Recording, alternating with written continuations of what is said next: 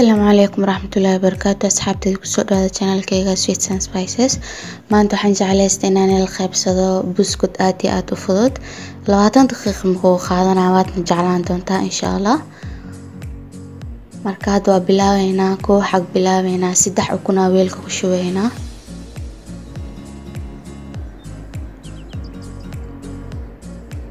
سدح وكنا ويلك مركاكو شبتي مركاس وعاكو شوي روح أو سكر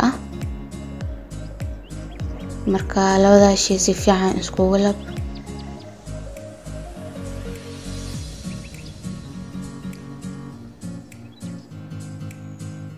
sokortii ukunta marka isku labteed hadan waxa ku soo wax yar cusbo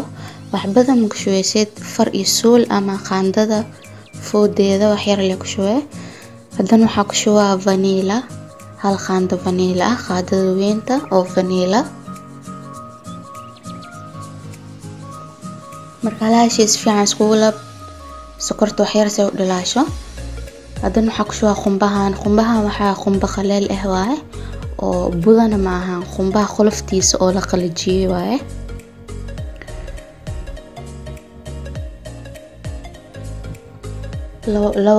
laba box isticmaalaya laba bac isticmaalaya halkii bac 100 gram waaye marka labada bacba 200 gram waaye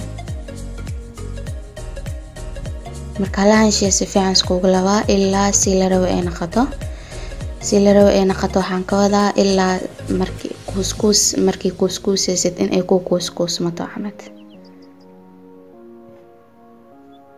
saxanka oo foornada waa soo diyaarsay isla markii hore yaa ku couscousa saxankaas saara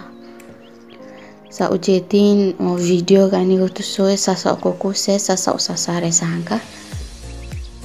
saxankan markaas saaraysid kala fogay say isku dhigdhigin hado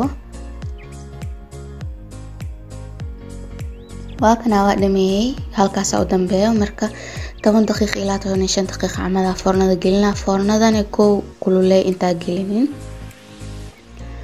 waa kana biskuutkeena diyaar waaye 5 daqiiqo mana u qaadanin casriye fiican ciidan way soo dhawdahay